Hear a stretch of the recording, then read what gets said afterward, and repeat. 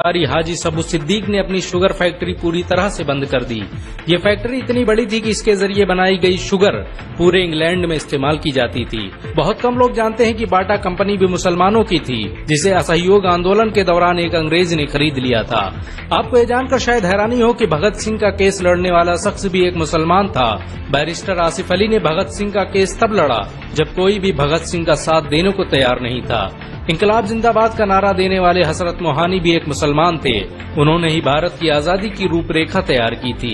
इतिहासकारों के मुताबिक 1857 में होने वाले विद्रोह में 50,000 उलमाओं को फांसी दी गई और लाखों मुसलमान सरेआम कत्ल कर दिए गए।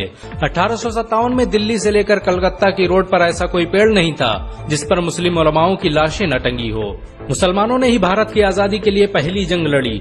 मैसूर के सुल्तान हैदर अली और उसके बेटी टीपू भारत की आजादी के लिए शहीद होने वाले पहले शासक थे। मशहूर क्रांतिकारी अशफाकुल्लाह खान सबसे कम उम्र में फांसी पाने वाले भारत के पहले व्यक्ति थे। बहुत कम लोग जानते हैं कि जय हिंद का नारा एक मुसलमान आबिद हसन सफानी ने दिया था। ये नारा आज भी भारतीय सेना और शासकीय प्रणाली में सम्मान स्वरूप इस्तेमाल किया जाता है। तिरंगे का निर्माण करने वाली सुरैया तैयब जी भी एक मुसलमान थी। उन्होंने ही भारत के राष्ट्रीय ध्वज को वर्तमान रूप दिया था। कानपुर में पैदा होने वाले अजीमुल्लाह खान ने ही मादरे वतन भारत की जय का नारा दिया था, जिसमें बाद में कुछ सांप्रदायिक लोगों ने माता शब्द को जोड़ दिया। आपको ये जानकर शायद हैरानी हो कि भारत का पहला राष्ट्रीय गीत अजीमुल्लाह खान ने ही लिखा था। बहुत कम लोग जानते हैं कि मौलाना कासिम नानोतवी ने दारुल उलूम देवबंद की स्थापना अंग्रेजों को भारत से निकालने के लिए की थी। इस मदरसे का मकसद देश में ऐसे नौजवानों को पैदा करना था जो भारत की आजादी में योगदान दे सकें। रेशमी रुमाल आंदोलन की शुरुआत करने वाले मौलाना महमूदुल हसन और मौलाना उबैदुल्ला सिंधी दारुल उलूम देवबंद के ही छात्र थे। मौलाना उबैदुल्ला सिंधी ने सुभाष चंद्र बोस के साथ मिलकर भारत की पहली अस्थायी सरकार की स्थापना की थी और वह भारत के पहले गृह मंत्री भी थे। आपको ये जानकर शायद हैरानी हो कि मौलाना महमूदुल हसन ने ही 1920 में गांधी को महात्मा का लक़ब दिया था। उनका ये नाम इतना मशहूर हुआ कि पूरी दुनिया में गांधी महात्मा गांधी के नाम से जाने जाने लगे। महमूदुल हसन ने ही हकीम अजमल खान के साथ मिलकर 1920 में जामिया मिलिया इस्लामिया यूनिवर्सिटी की स्थापना की थी, ताकि भारतीय शिक्षा तंत्र को अंग्रेजों के चंगुल से आजाद करवाया जा सके। आपको ये जानकर शायद हैरानी हो कि काला पानी जैसी दर्दनाक सजाओं को पाने वाले 90% से अधिक लोग मुसलमान थे। अंडमान निकोबार में आज भी सबसे ज्यादा कब्रें मुसलमानों की हैं।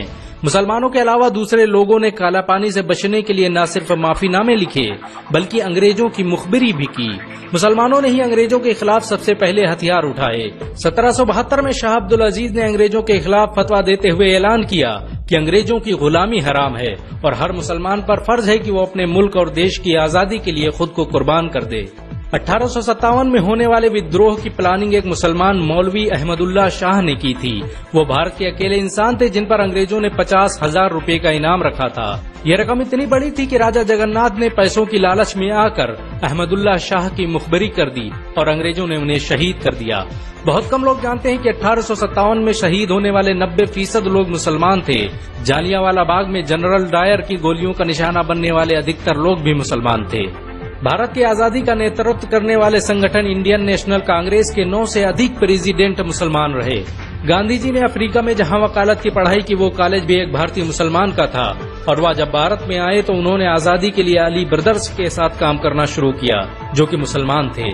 बहुत कम लोग जानते हैं कि 1921 में केरल के मुसलमानों द्वारा अंग्रेजों के खिलाफ लड़ी गई जंग में 3000 से अधिक मुसलमान शहीद हुए थे और 50,000 मुसलमानों को जेल में कैद कर दिया गया था।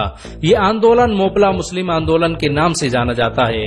1942 में शुरू हुए भारत छोड़ो आंदोलन की रूपरेखा मौलाना अबुल कलाम आजाद ने तैयार की थी। संविधान निर्माता डॉक्टर भीमराव अम्बेडकर को पहचान दिलाने में मुसलमानों का बड़ा योगदान रहा है। 1946 में जब भीमराव अम्बेडकर दलित होने की वजह से इलेक्शन हार गए तो बंगाल मुस्लिम लीग ने उन्हें मुस्लिम इलाके से इलेक्शन लड़ने की दावत दी। इस तरह भीमराव अम्बेडकर संविधान सभा का हिस्सा बन सके।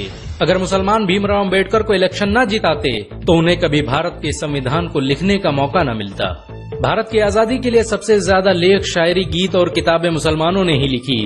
अल्लामा इकबाल के जरिए लिखा गया सारे जहां से अच्छा आज पूरे भारत में गाया जाता है।